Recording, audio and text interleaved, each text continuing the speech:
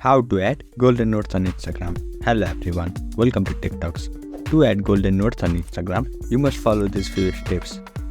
The first thing you need to do is make sure your Instagram app is up to date. If you are using Android, then open Play Store or else open App Store.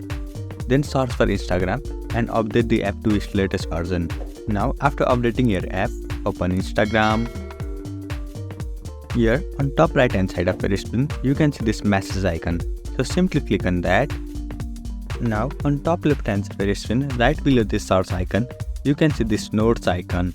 Here you can see I've already uploaded golden notes. So to create golden notes, Instagram has specified some specific keywords and emojis. So for this note, I have used the word gold. Now let me show you the another way. So simply create a new note. So let me do this. So type whatever you want on your note.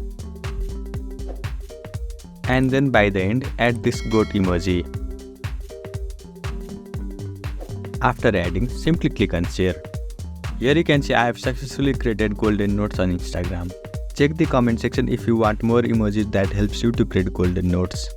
And if you know any, feel free to comment. This is how you create golden notes on Instagram. I hope you found this video helpful. Thank you for watching. Follow us for more helpful tutorials.